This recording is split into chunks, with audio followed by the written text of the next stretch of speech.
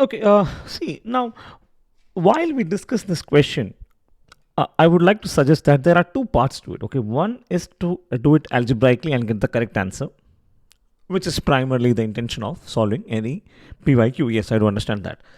But if you can, so first I'll take you through the numerical solution, and then if you can spare some time, okay, we will discuss these 2 points in detail. Suddenly shrinks to and mass remains the same. Okay, the reason why I'm doing this is just to make sure that you understand the concept behind such a statement. And you might be wondering why.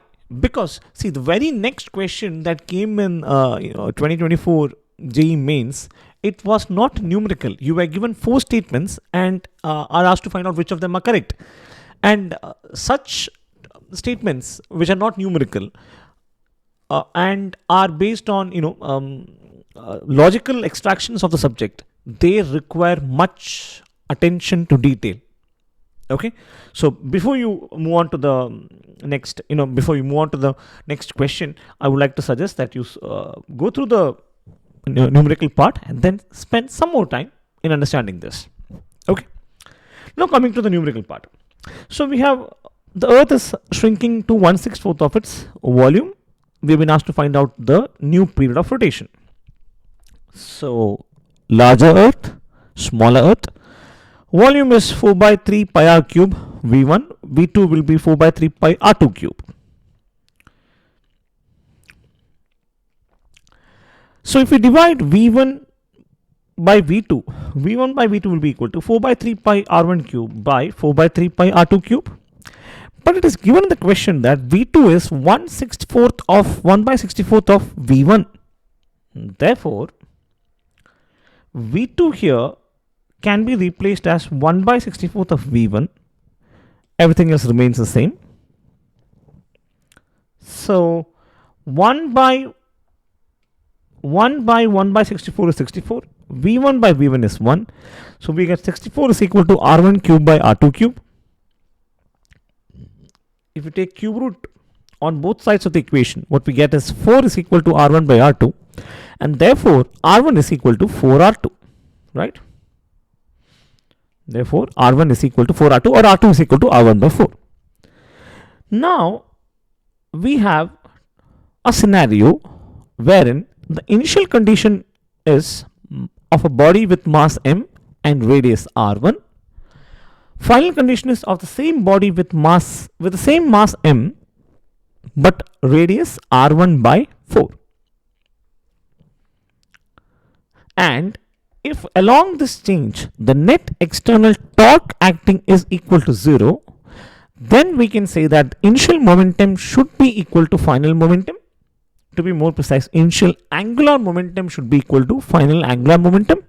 Now that goes without saying because we're talking about net external torque, so it should be angular momentum. Now what is initial angular momentum? It is I1 omega 1. Final angular momentum is I2 omega 2.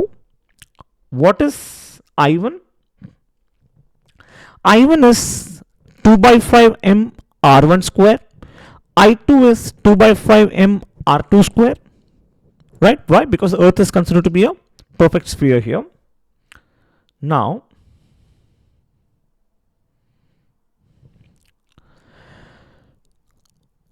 two by 5, wait, so yeah, 2 by 5 by 2 by 5 is 1, m by m is 1. So all what we have is r1 square into omega 1 is equal to r2 square into omega 2.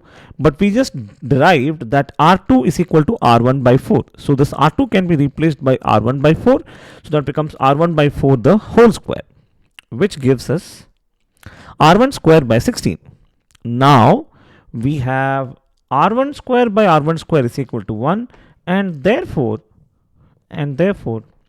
16 into omega 1 is equal to omega 2, or omega 1 by omega 2 is equal to 1 by 16. What is omega? Angular frequency. How can you write it? Express it in terms of time period. That becomes 2 pi by t1. So 2 pi by t1 the whole upon 2 pi by t2 is equal to 1 by 16, which gives us t2 by t1 is equal to 1 by 16, or in other words, t2 is equal to 1 by 16 into t1, which according to the question is 24 by x. And since t1 is equal to 24, this becomes 24 by 25 equal to 1, and therefore the value of x becomes 16. All right. So yes, the value of x therefore is equal to 16. Now, the first question, the very first question that comes much often as a doubt is, can't we do this question based on Kepler's law? Let me just write down. So can't we do this question based on Kepler's law?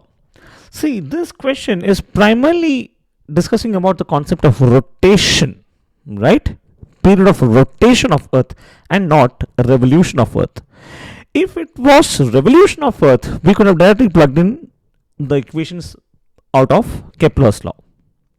Okay, so we can't use Kepler's law. Why? Because the question clearly says about period of rotation of Earth, which is actually the Earth time taken by Earth to spin about its own axis. Okay. Now, how do we differentiate questions based on Kepler's law and angular momentum? See, well, actually, there can be questions which club both of these. That's a totally different scenario altogether. So we are making our analysis very specific to this question. Kepler's law is about orbit of a motion around the sun, whereas this question here is rotational motion of Earth around its own axis. Kepler's law is about period of revolution, connecting that period of revolution with distance from the sun, the average distance from the sun, whereas this question here is change in Earth's moment of inertia. The primary concept here is central gravitational force, while in the question is conservation of angular momentum, again due to change in moments of inertia. Okay. Now, conservation of angular momentum. Why or what happens during the process of conservation? When the Earth shrinks, its volume changes, which affects its radius. Since the mass stays the same, I know you have a question here. I'll come back to that as soon as possible. Please give me some more time. Since the mass stays the same, the density changes. But more importantly, the moment of inertia changes because it depends on how the mass is distributed relative to the axis of rotation. Now, this will actually test your understanding about the definition of R in the expression 2 by 5 mr square. The rotation period is related to the angular momentum, which is conserved if no external torque acts on the system.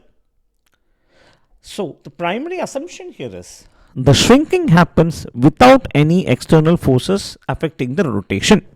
So, due to some internal force, the Earth is rotating, the Earth starts shrinking on its own. Okay.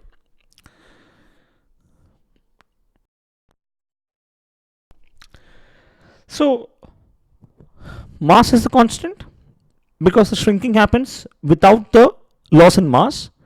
External torque is no external torque is acting, or we could write tau external is equal to 0. Moment of inertia changes due to change in size. Now, to conserve angular momentum, the Earth must be spinning faster, right? Which means the angular velocity should be increased to conserve angular momentum. And we have I1 omega 1 is equal to I2 omega 2. So, another question that often comes is about the decrease in mass. The problem says here that the mass remains constant, or mass remains same while this shrinking happens. So you might be wondering, how can mass remain the same when there is much of shrinking? So, mass is actually the total amount of matter in the Earth. So, this amount of matter is unchanged. But what changes is the volume, which is the space occupied by the Earth.